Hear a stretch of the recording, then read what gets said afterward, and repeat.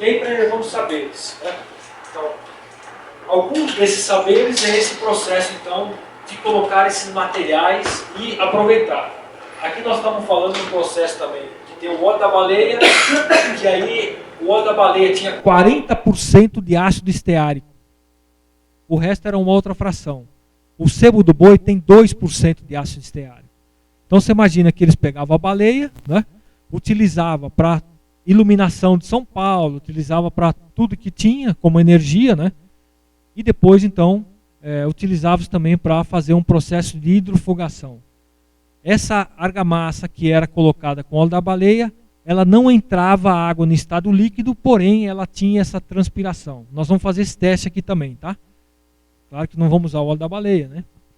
Mas a gente pode usar o óleo de peixe, a gente pode usar o óleo da palma, né? E aí no Nordeste eles têm um mito, que eles falam, não, óleo de baleia não existe. Então.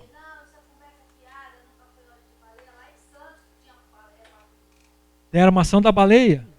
Você tem Bertioga lá, que tem a igreja que eles falam que era o Forte São Felipe, não era. Era a Capela Ermida da armação da baleia. A Praia do Góis também era a proteção. Quer dizer, ninguém nem lembra mais, né, que a gente tinha. Então, aí lá eles falam que lá era mito.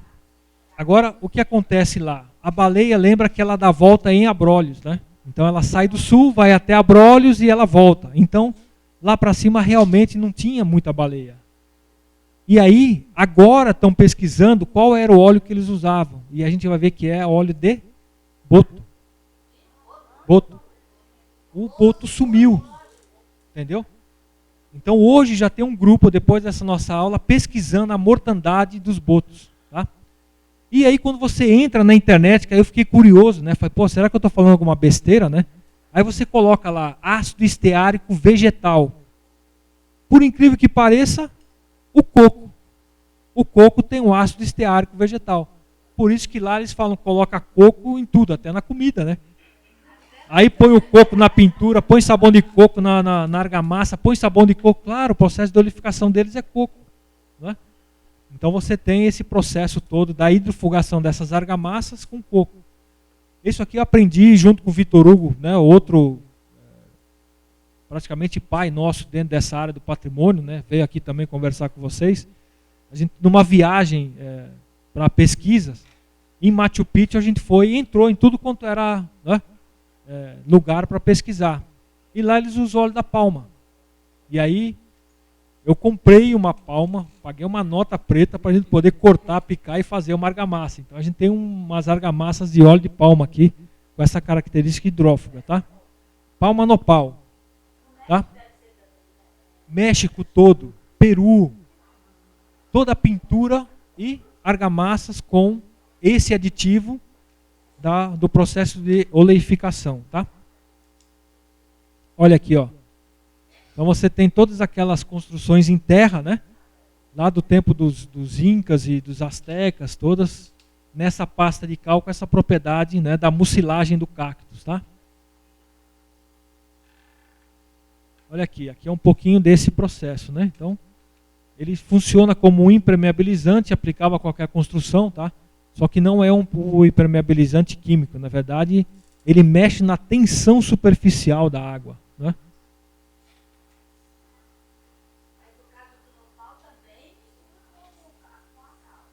Sim, a cal vai ser... são aditivos. Nós estamos falando de aditivos. Isso, tá? Então você tem alguns processos que coloca nessa tinta ou nessa argamassa para dar algumas qualidades.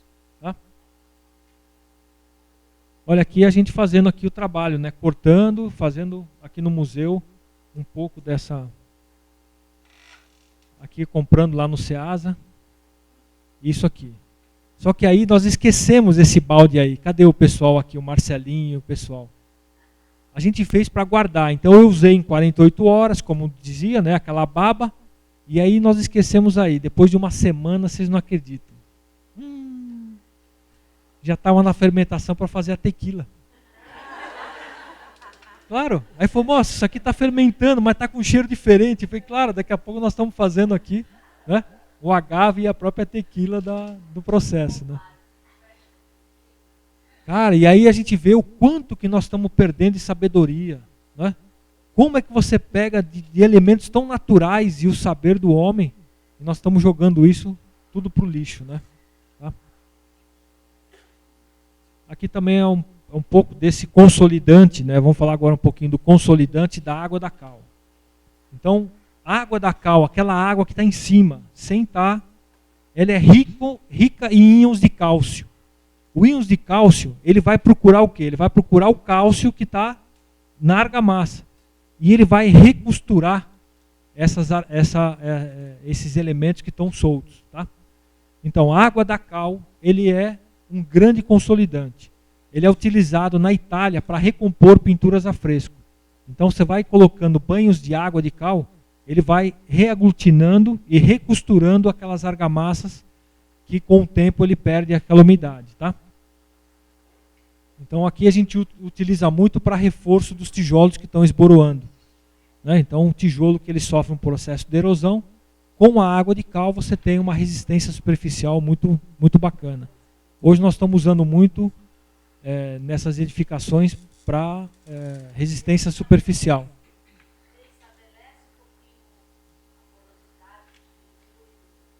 Isso, você consegue fazer reaglutina todas essas, tá?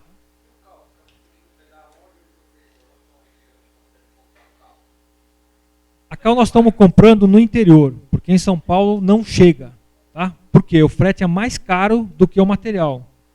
Então quando a gente liga, fala assim, olha, traz aqui, fala, cara, você vai pagar 3 mil do frete e você vai pagar R$500 a tonelada.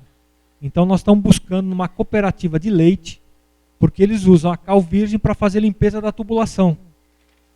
Tá? Então nós estamos buscando em São José, o mais próximo. Agora a gente essa cal, ela vem do Paraná e ela vem de Minas. Tá? Então a gente tem que buscar lá porque ninguém quer trazer, porque o frete é mais caro do que o próprio material. Tá? Se quiser eu passo o endereço e aí vai lá buscar. Mas realmente dá dó no coração. Você fala, cara, mas a gente vai comprar e tal. Fala, se quiser vem buscar aqui. Tá? Então aqui ó, é o processo também da água de cal como consolidante de tijolo. Tá? Pessoal, eu falei, vamos perguntando, porque aí tem tanta coisa para a gente falar aqui. Sobre essa questão da logística, do cal, da compra, como que funcionam essas políticas públicas em relação ao material de conservação, ao patrimônio? Como que a gente está... Tá gravando, né? Teve alguma mudança? Quando que foi criado? Foi mexido? Me ajuda. Os antigos, vamos falar antigo, vai. E se a gente pensa... Os decanos, vai, no patrimônio. Sim, você lembra que o Lúcio Costa trabalhava, foi o grande mentor, Mário de Andrade, Luiz Saia, todos esses ainda tentavam trabalhar com essas técnicas, né? Estamos relutando aqui, volto a falar de novo, né, da Valéria, que é uma grande parceira, o pessoal, para tentar que se utilize essas argamassas, tá? Infelizmente, nós estamos sofrendo uma ação muito grande de Tribunal de Contas. Então, hoje, o grande problema do patrimônio histórico é o sistema de licitação e o sistema de políticas públicas, tá? A técnica nós temos. Então, hoje, você vai pegar uma obra onde você é obrigado a entregar em 3 a 4 meses, porque o gestor quer se reeleger, e a gente fala que não, que a gente tem que esperar 8 meses, você praticamente é considerado um criminoso. Tá? Então, política cultural praticamente não existe. Tá? E o pior, estão querendo, agora já é uma crítica severa, tá? Porque o que deveria de ser o ano inteiro, eles estão simplificando e formando uma única semana, Semana do Patrimônio. Eu estou sendo convidado do dia 13 ao dia 17 para ir no Brasil inteiro. Eu falei, peraí pessoal, pô, o patrimônio é o ano inteiro. E nós estamos perdendo esse foco e estamos colocando tudo no patrimônio. Ah, vamos fazer tudo, Jornada do Patrimônio e Semana do Patrimônio. Pessoal, isso está sendo uma falácia. Porque ninguém está fazendo mais nada o ano inteiro só para esperar. Tá? E aquele problema que o Piano fala, olha pessoal, cuidado com o processo da memória, é um processo de exclusão do todo. E eu estou falando, cuidado com essas semanas do patrimônio. Cara, semana passada caiu a ficha. Ninguém está fazendo nada no patrimônio para na semana do patrimônio convidar todo mundo para ver o quê? Entendeu? Eu falei, cara, mas para que nessa semana? Eu venho numa semana antes, uma semana depois. Ah, não, tem que ser na semana do patrimônio. Eu estou me recusando a aceitar convite na semana do patrimônio. Em São Paulo eu não vou estar. Tá? Já estou falando, vou para o Nordeste, porque lá tem uma outra configuração, tá? Porque não estou mais concordando nem mais com a semana do patrimônio. O que seria de valorização está sendo uma depreciação. Tá? Desculpa o desabafo.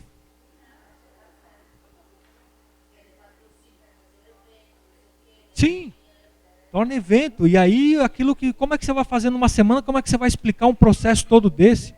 Né? Bom, aqui também são os testes, então, que a gente sempre faz para ver a compatibilidade, né, com o substrato. Tá? Isso aqui é no Hospital Matarazzo. Tá? Então, nesse dia estava o Alex Alard, que é o dono do grupo, e mais o Philip Stark também, que quis essas amostras das cores. Tá? Então a gente estava lá numa conversa e ninguém discutiu a não ser trabalhar argamassa de cal e pintura cal. Tá? Por isso que a gente fala aqui.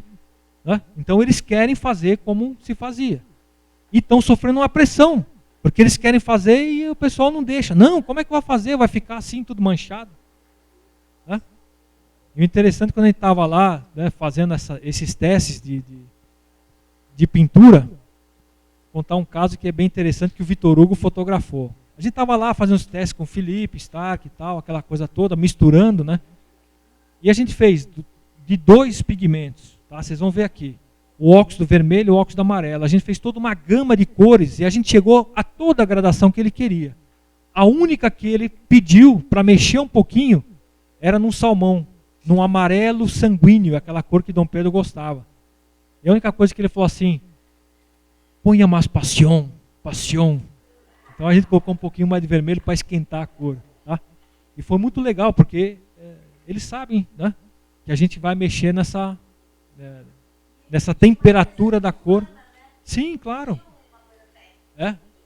Essa relação do humano. Então, claro. Na verdade é muito legal. E aí quando entra numa licitação que começa a falar, não, menor preço, menor cor... Não interessa mais para nós trabalharmos nesse sistema. Tá? O problema da licitação é que quando cai na licitação, ela já saiu do patrimônio há muito tempo. Porque não é o patrimônio que faz a licitação.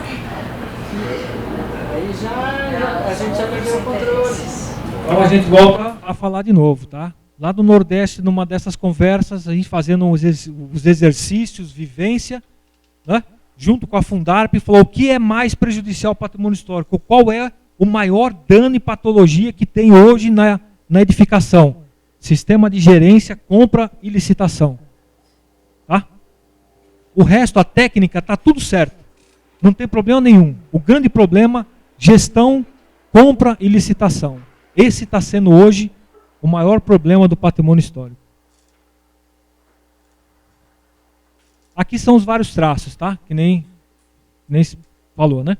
Então, 3:1, 4:1, 5:1, e aí a gente vai vendo qual é aquele que vai se adequar um pouco mais àquilo. Quanto mais gorda, mais perda de água ele vai ter, rápido, e aí você cria uns pezinhos de galinha, cria umas fissuras. Só que essa fissura, se você aplicar uma pasta de cal, enquanto ele está na pintura, enquanto ele está na cura, você consegue recuperar o revestimento, diferente do cimento, que ele cristaliza e aí você não tem esse ponto de aderência, tá? Então é uma argamassa bem bacana, uma argamassa orgânica. Aqui é o teste também, o teste do cachimbo. Esse aqui é o Luiz Prado também, um químico assim, mestre, que ajuda a gente em todas essas descobertas, né, do ácido esteárico, tudo isso. Ele formulou várias receitas para a indústria. E ele fala assim, Toninho, você me desconstruiu. Tudo aquilo que eu fiz pensando que seria bom para o patrimônio, nós vamos ter que reverter. Tá? Então hoje ele trabalha muito com esses materiais orgânicos e fazendo esses testes, né? E dando todo esse suporte para a gente também, da parte química dos materiais. Isso aqui é o teste do cachimbo, né? Mostrando como é essa permeabilidade dessa água. Então aqui a gente tem um medidor, coloca a água e a gente vê o quanto que essa água está fazendo parte do sistema. Tá? E aqui também, voltando a falar lá do Hospital Matarazzo, são os testes que a gente fez, tá? Olha só, aqui a gente tem uma imitação de tijolo, né? Então a gente vai buscar essa referência na Toscana, na Itália. Então você vê que ali ele vai buscar um pouco dessa influência, construído tudo com essa argamassa. E todas essas nuances, toda essa gama, parte simplesmente de dois óxidos. Óxido do vermelho e óxido do amarelo. Os dois óxidos de ferro, a gente consegue ter uma gama enorme aí de cores, tá? E aqui fazendo o teste, então, lá, não sei se você lembra de uma parede que tem até hoje lá, né? Com essas gradações das cores todas aqui, ó. Então, a partir desses dois tons aqui, esse aqui é o tom daquele marrom mais escuro, a gente consegue ter uma gama bastante grande aí de uma paleta, né? Tá? Olha aí. Essas aqui são as cores que ele pediu, né? E a gente foi e seguiu as... Olha aí que bacana, né? Partindo de dois óxidos que tem. As cidades até 1840, muda a paleta dessa cor aqui? Não. Vocês vão lembrar nas cidades antigas, né? Tom amarelinho, tom creminho, tom vermelho, salmão, cor de barbante, né? E aí você vê aquela paleta super harmônica das casas, né? Isso era uma limitação da técnica. Então, você não tinha outros pigmentos. Então, com aqueles pigmentos, eles tinham a criatividade de criar toda essa gama das cores, tá? Para se trabalhar com patrimônio. E aqui são as oficinas, né? Que a gente vai estar fazendo com vocês aqui também, tá? Um pouquinho aqui dessa diluição das cores, né? Agora vamos ver como é que funciona. Porque Paraty tem bastante açúcar, né? Qual é a origem do pigmento? Então, as tintas mais estáveis são de terra, tá? Então, por isso que as cores terrosas têm uma durabilidade maior. O azul e o verde, eles são umas tintas sintéticas. E a maioria orgânica. Então, o azul geralmente vinha do... fugiu agora. Do índigo, né? Índigo blues. Então, você tinha... Índigo é uma planta. Na verdade, que eles maceravam e tal, e aí saía aquela cor, tá? Só que para o pigmento, no caso aqui dos óxidos, ele é um material sintetizado do cobre. Então, é um material sintético. Sim, o cloreto de sódio, cloreto de cobre, né?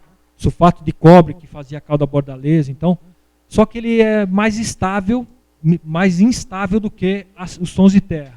Então, pintou com verde ou pintou com azul, a durabilidade é menor, porque ele é mais susceptível. O que dá uma coisa também linda, que são as festas que eles faziam, festa de Santa Cruz, né? Onde eles preparavam a cidade caiando. Né? Então a caiação fazia parte das festas da cidade. Ela não era simplesmente... Eu acho que até dentro das casas era assim. Está chegando o Natal, precisamos pintar a casa. Passou o carnaval, se pinta as casas de Olinda. Passou a determinar, quer dizer, era uma parte da tradição. Então hoje a gente esquece também que a cal faz parte da tradição. Né?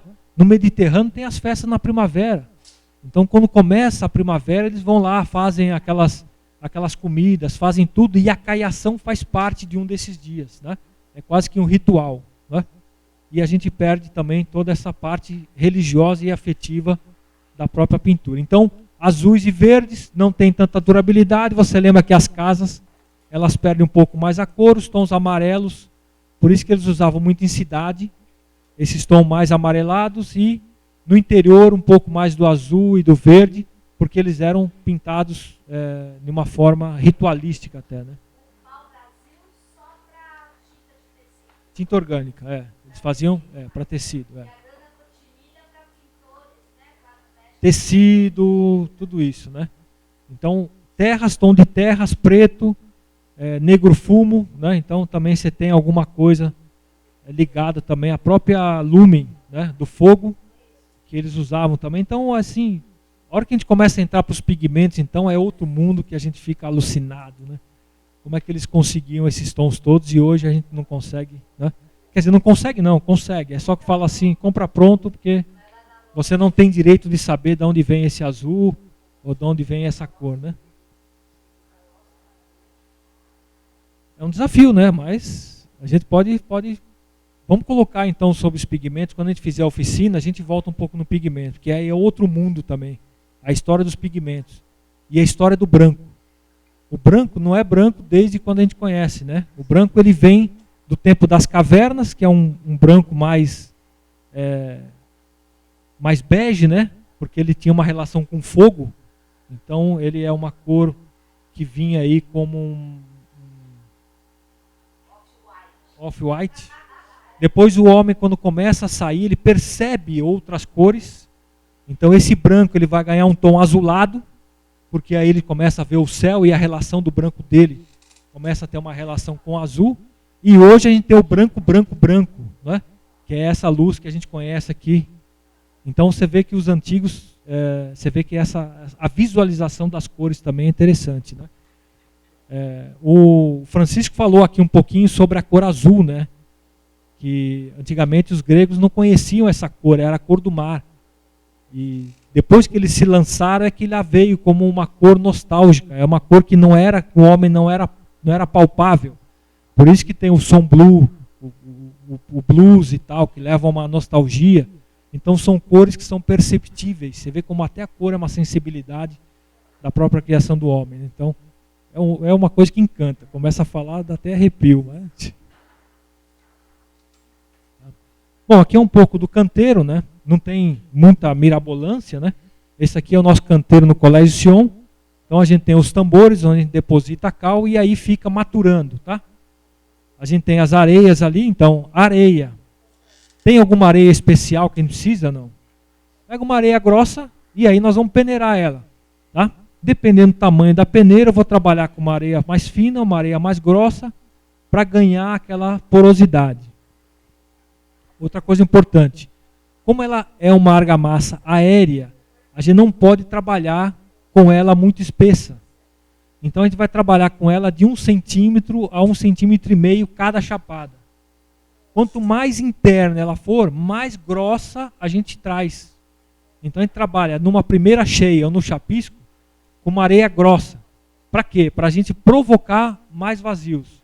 E conforme a gente vai trabalhando o reboco e até o fino, a gente vai trabalhando com essa granulometria. Então uma argamassa não existe uma única granulometria. Na verdade, a gente trabalha com um sistema de trazer do mais permeável, do mais grosso, até a pasta mais fina. Tá? Então, por isso que é interessante também, qual é a estratigrafia que você pegou essa argamassa para trabalhar com essa análise de granulometria. Tá? Quanto mais interna, mais grossa, quanto mais para fora, mais fina, até você fazer a pintura com a pasta. Tá? E aí a água tem esse sistema de flexibilização, né, e amortização dessas tensões, tá? Então aqui, ó, cal virgem, tá vendo, ó, micro pulverizada, a gente já compra ela pulverizada, tá? Que a Magda, né, a coordenadora que agora está em Pernambuco, né, ela faz todo esse controle e passou agora para os nossos meninos, né,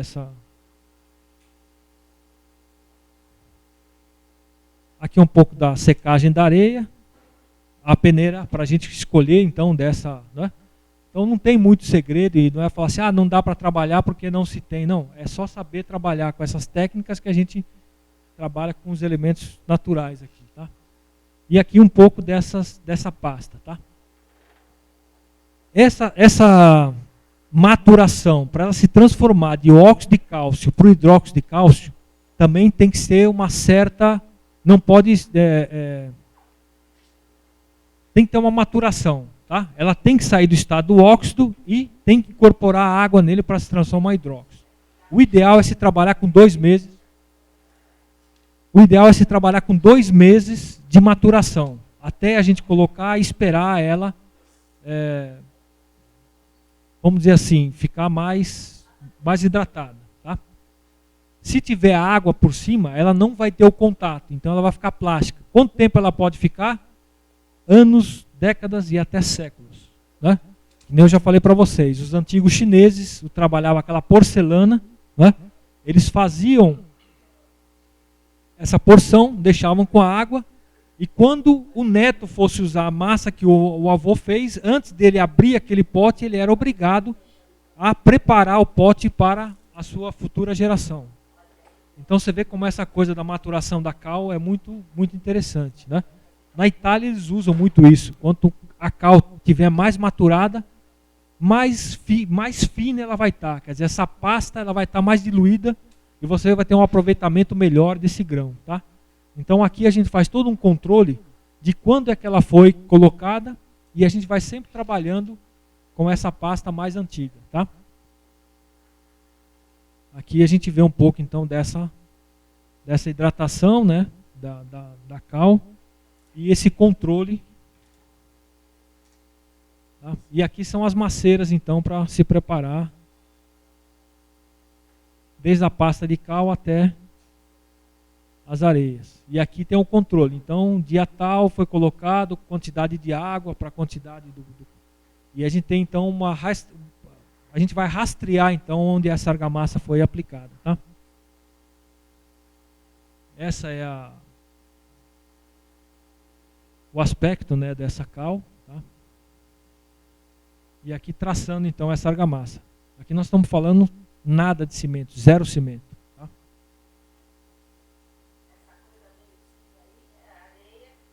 Ela é uma argamassa mais branca, né? Essa cor é a cor da rocha. Depois, quando ela seca, ela vai ganhando o aspecto mais alvo, vai ficando mais branca, né? Tá? E aqui é um pouco de como é que se trabalhava com os enchimentos também. Então, quanto mais próximo da taipa, menos rica em cal e mais rica em saibro, ou mais rica, né? Eles usavam até o caco de telha para fazer esses enchimentos maiores, tá? Aqui também traçando essa argamassa.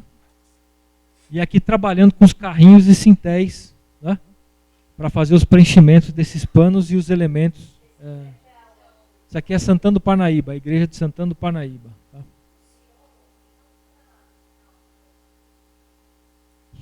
Eu acho que a gente já está mais ou menos beirando umas 3 toneladas. Vai. Falando isso de material, R$ 1.500. Né? É claro que todo o processo, mão de obra, maturação, né? Mas...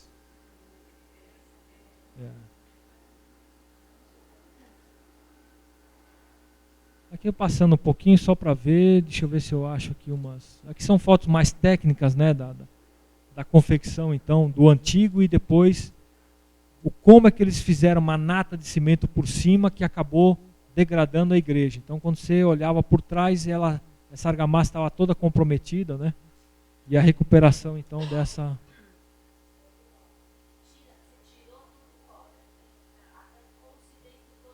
Arrancou o cimento, porque o cimento que estava acontecendo, ele estava falseando. O cimento criou uma camadinha que ela estava esboroando a taipa por dentro, então estava com perda estrutural e aquela camada ali fazendo de conta que estava ali.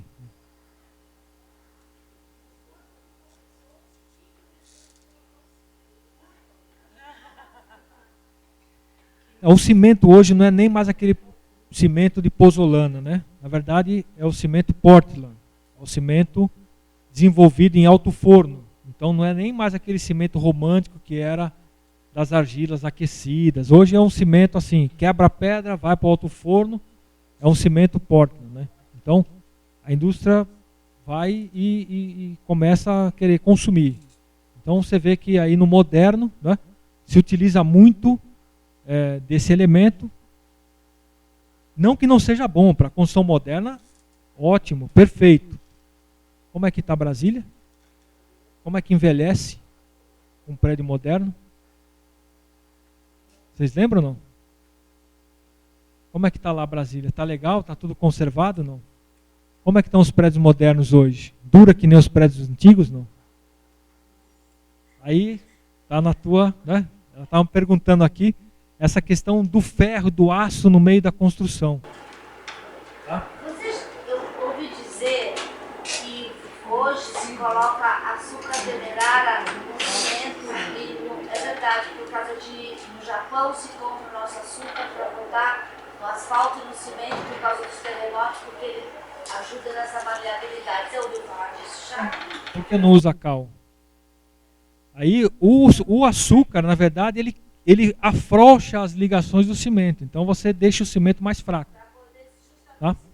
Para não deixar ele cristalizar. Então você está pegando um material, entendeu? Agora nas casas mais antigas das mincas de registro, eles usavam cal. E com taipau ao contrário. Ao invés de ser pau a pique, o pau deles é atravessado. Por quê? Porque quando tivesse terremoto, não vinha o sismo do chão. Ele tinha um isolamento. Técnicas que a gente... Né? Então é... Bom, aí é espetacular, né? Olha como ficou já com... E aqui é um pouco dessas argamassas que a gente faz esses testes todos, né? Então quando a gente faz aqueles ornatos, aqueles frisos, aquela moldura, tem uma peça que a gente chama do carrinho. Então você vai chapando a massa e você vai passando aquele carrinho. Numa argamassa de cimento, você colocou aquilo, você não consegue mais passar. Porque depois de 2 horas ele trava. Aqui, a gente consegue passar esse carrinho e vai tendo essa trabalhabilidade, tá? Por isso que a gente chama que é uma argamassa plástica. Tá? E os antigos faziam a pintura a fresco, quer dizer, a qualidade do afresco, tudo é muito, muito bacana se utilizar esse material, tá? E aí então essa questão aí de preservar o patrimônio cultural perpetuando as técnicas tradicionais, saberes e fazeres e valorizando a condição humana. Tá? Estava falando do ferro, né? Ela me perguntou, como é que faz essa coisa do ferro hoje? Né? Então você vê que o ferro dilata e ele tem o ferro hoje, o aço que a gente conhece, né, esse aço carbono, ele tem uma dilatação linear específica. Tantos graus ele vai expandir. Isso é claro, né? Física pura, não é? Como é que está hoje as construções? Cheia de trinca, não é? Cheia de problemas, cheia de patologias. Então a gente pode falar que os prédios modernos envelhecem de uma forma não tão agradável quanto as construções antigas, tá? Como é que era o ferro antigo? O ferro antigo que eles usavam era ferro fundido, com muito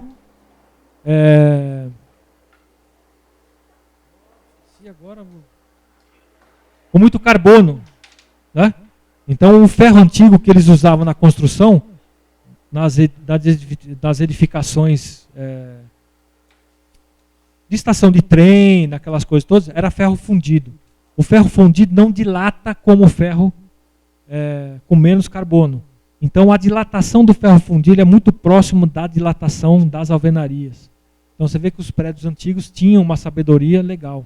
E hoje não, hoje você constrói prédio metálico e depois você reveste ele com uma camada cimentícia. Como é que está hoje?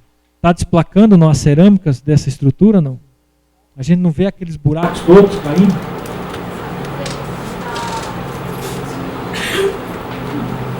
O uso nacional, o que eu sei é que fizeram a consolidação, fizeram a estrutura, fizeram a proteção e agora estão esperando verbas para fazer a recomposição, né?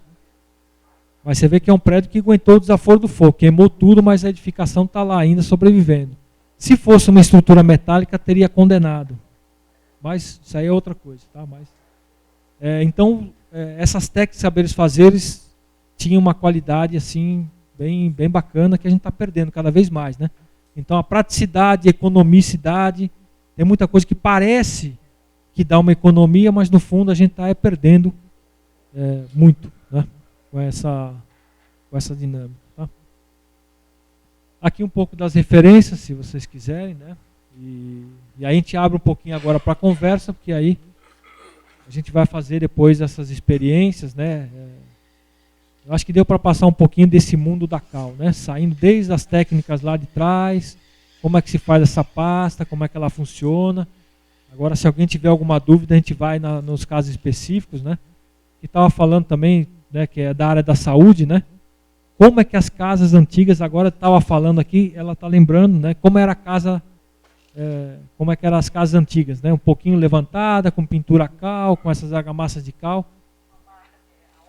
com a barra óleo. Quer dizer, era uma casa que não tinha fungo, não tinha bactéria, você tinha uma qualidade de vida muito boa. Como é que estão as nossas casas hoje, né? Cheio dessas doenças todas aí. Então dá para a gente trabalhar também com essas técnicas, não só para recuperar, mas também para difundir isso para... Né? Sem contar da condição humana. Eu contei da nossa aluna lá, do EJA, né? Que ela começou a contar como é que se fazia uma casa de taipa. Quando a gente foi falar um pouco da construção de terra, ela deu uma aula para a gente. Depois de 15 minutos que ela falou, nossa, nunca pensei que fosse falar isso, porque eu sempre tive vergonha de falar que eu fazia uma casa de taipa.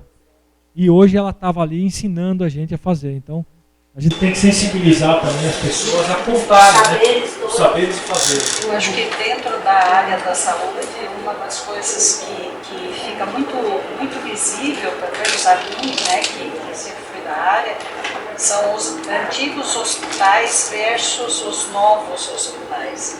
Então, a durabilidade, se vê uma estrutura da Santa Casa, no Hospital São Paulo, mesmo com todo o problema de manutenção e desgaste que a gente tem, e você compara com os novos hospitais, novos que eu digo construídos de 30 anos para cá, tá? Não estou falando de hoje, não.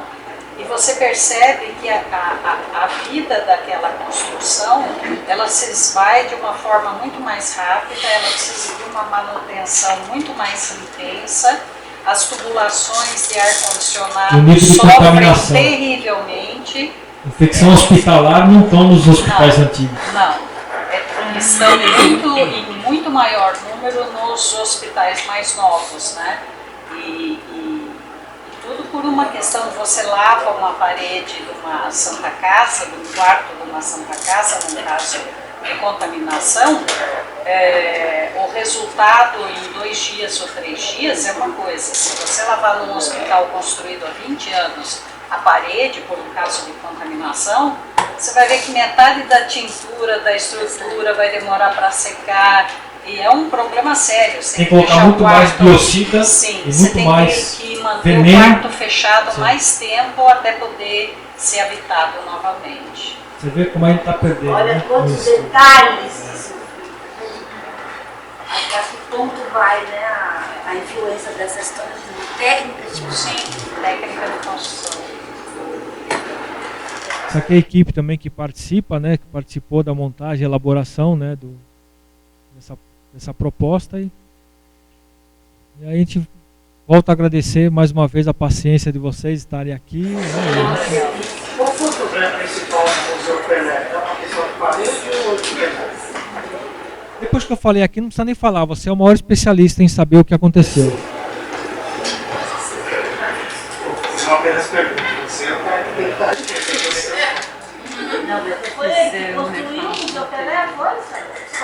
não foi, mas eu acompanhei.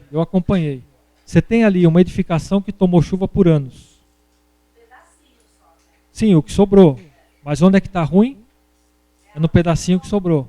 Você tem água acumulada ali. Vamos fazer pintura cal ou uma pintura silicática com uma pintura transparente. Não dá tempo porque precisamos entregar. Foi feita uma pintura impermeável. Mas agora que está precisando fazer de novo, não poderia já então fazer com mais calma? Se fizesse? Pode? Eu acho que sim. Ali nada mais do que foi tudo que nós contamos aqui, né? Então ali você tem uma área muito úmida, né? A parte interna, e não consegue ter a troca gasosa. Então, na verdade, o que é aquilo lá? É o prédio cuspindo o que foi colocado, cuspindo a maquiagem. Descascando tudo. visualmente, E visualmente Você tem arbustos nascendo das paredes como se ele tivesse 400 anos, é uma obra de ser Mas é que tem muito pombo, né? O pombo também faz isso na cidade inteira. Agora a cal também ela é biocida. Então a cal ela tem um pH 12. Ela é super alcalina. A pedra é alcalina, né? Então você tem toda uma gama de alcalinicidade trabalhando, tá? O cimento ele já vai mais para o ácido. Então você tem alguns outros materiais também muito ácido. Então você desequilibra um pouco essa relação. Tá? Quando você trabalha com argamassa de cal ou a pintura cal, você não tem tanto ataque biológico, porque você controla o ambiente. Lembra dos 3 As? Você quebra o pH e enquanto ela não estiver carbonatada, ela tem essa condição biocida também. Por isso que se você fizer a caiação a cada ano, você tem uma casa super sadia, pelo controle biológico. Tá? Então lá você vai ver que tudo que eu falei aqui é clássico. Pintou com impermeável, a água quer sair do prédio, não consegue, vai empurrar essa tinta plástica. Nada além disso, nada no início, nada lá em cima, é só questão de Investimento. E você vê que ela está no meio. Tem que estar com goteira, mas aí é outro. Bom, aí a outra telhado, capa e canal, macro canal, você tem que colocar as águas ali para fazer. O telhado sempre vai escorregar. Você tinha sempre um camarada que estava constantemente olhando essas cobertas, né? Hoje você faz e quer que fica para a vida inteira. Os romanos fizeram esse telhado para ser trocado, né? Você sabe a história do telhado, não? Então, as construções antigas eram todas em monobloco, né? Lembra do Panteão? Construía Babilônia, você lembra que era lajes. Então você construía as paredes e construía grandes lajes, não é? Então a impermeabilidade dava pela construção monolítica. Então em casos de guerra ou acidentes ou terremoto, quando quebrava uma dessas cobertas, demorava meses até reconstruir as abóbadas. E os romanos inventaram então a telha romana. Todas as derivações que a gente tem, vem toda da telha romana.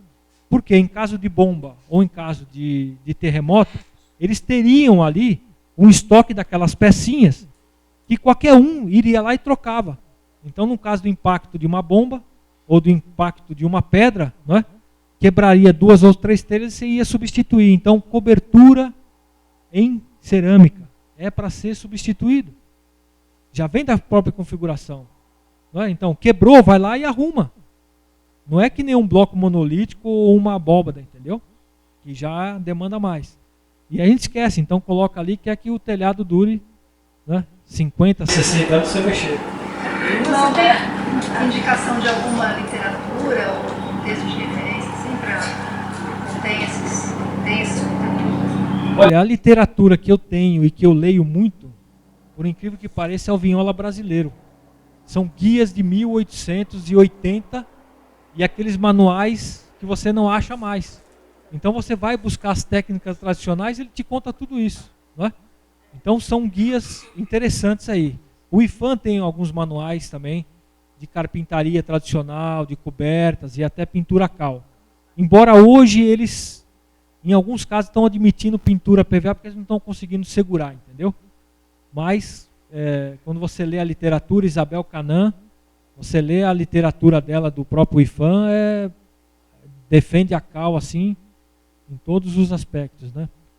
Então tem que buscar manuais antigos e conversa, né? A gente vai conversando e vai vendo isso para buscar essas técnicas tradicionais, tá? A gente utiliza muito esses manuais antigos de carpintaria, de marcenaria, né? Que está aí nos sebos aí, que são verdadeira relíquia, né? Como é que se trabalha com a madeira, como é que se faz essa proteção com as resinas, com os óleos, né? Então é bem interessante aí. Hoje nós estamos usando consolidação de pedra, água de cal com o silicato, tá? Que é quase que um vidro líquido. Ele vai fazer uma recostura em todas essas pedras sem precisar usar material plástico. Isso está tudo descrito já lá atrás, né? Tem um livro que é do Hans Bross, né? Que ele coloca essa técnica, que é uma técnica descrita por um químico alemão, que é a argamassa tetinha, argamassa com óleo de baleia. Então tem toda uma descrição de como é que se fazia e a proporção de se trabalhar em fortificações com essas argamassas. Então é só buscar aí essas técnicas tradicionais, né, para se conhecer, né? Bom, alguma pergunta mais aí? Eu vou ficar mais um pouquinho aqui, tá? Aí acho que por hoje já tá bom, já passou, né? Agradeço aí.